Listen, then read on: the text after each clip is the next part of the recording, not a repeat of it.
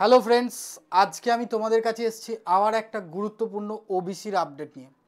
যদিও তোমরা এটা বলতে পারো আমাদের কাছে আশার আলো না, আমাদের কাছে দুঃসংবাদী। দেখো, আজকে অর্থাৎ 18 তারিখ আমরা কি জানি যে ওবিসির একটা শুনানি হওয়ার কথা ছিল সুপ্রিম কোর্টে। এবার তোমরা যদি গতকালকের একটা নোটিশ দেখো, এটা অফিসিয়াল ওয়েবসাইট থেকে নেওয়া।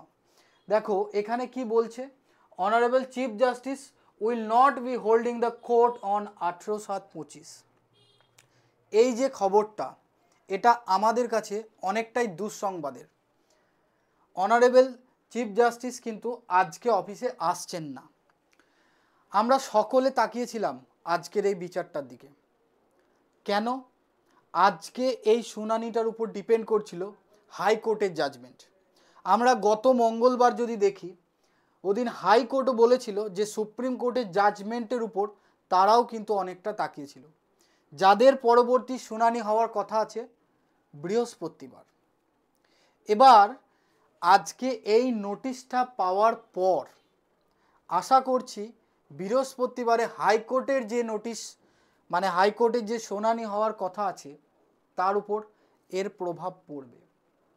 আমরা কি দেখেছিলাম, গত যে মঙ্গলবার সুপ্রিম কোর্টে এর শুনানি ছিল সেটাও হয়নি, সেটা আজকে ডেট দেওয়া হয়েছিল। কেন হয়নি? তখন বিভিন্ন সংবাদ মাধ্যমের থেকে আমরা জানতে পেরেছিলাম যে আমাদের অনারেবল যে চিফ জাস্টিস রয়েছেন তিনি শারীরিকভাবে একটু অসুস্থ, যার জন্য কিন্তু তখন হিয়ারিংটা হয়নি। সম্ভবত তার শরীর এখনও হয়তো ঠিক হয়নি, বা তিনি কোনো কারণে উপস্থিত নেই, আজকেও কিন্তু শুনানিটা হচ্ছে না। তার মানেটা কি? আমাদের কাছে কিন্তু আবার সেই একটা আশার জায়গায় নিরাশাই বলতে পারো। ভালো করে লক্ষ্য করো, দেখো সুপ্রিম কোর্টে ওবিসি গুলিয়ে ফেলবে না, ওবিসির দুটো মামলা চলছে। আমি আজকের যে হিয়ারিংয়ের কথা বলছি এটা হচ্ছে পরবর্তীকালে যেটা হয়েছে সেই কেসটা। মেইন কেস হয়েছিল মার্চ মাসে, যেটা ওবিসির মেইন মামলা। তার হিয়ারিংয়ের ডেট কিন্তু 22 তারিখে আছে, এই মাসে 22 তারিখে।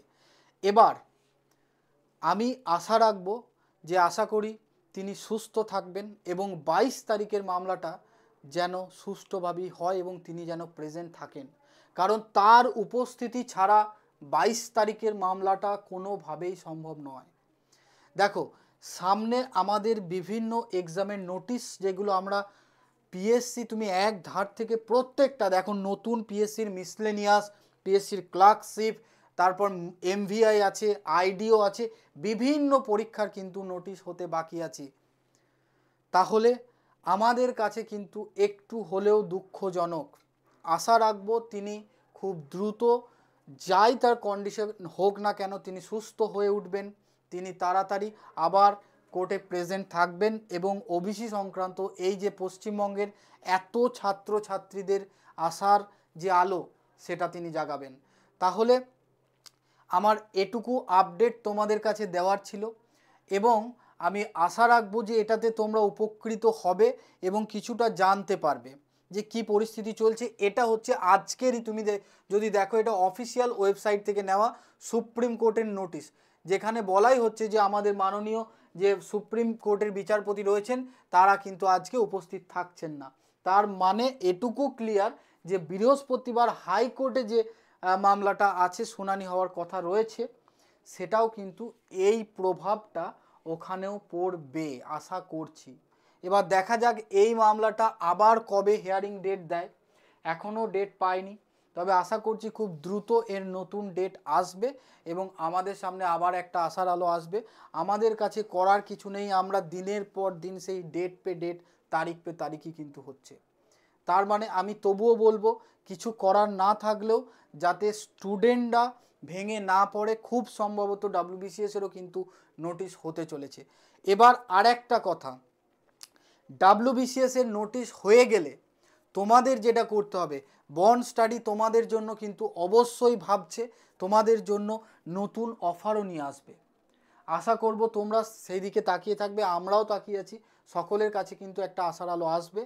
তাহলে তোমরা বন্ড স্টাডিকে সাবস্ক্রাইব করো, চ্যানেলটাকে লাইক শেয়ার করে দিও আর বন্ড স্টাডি অ্যাপ ইনস্টল করে নেবে। থ্যাংক ইউ সকলকে।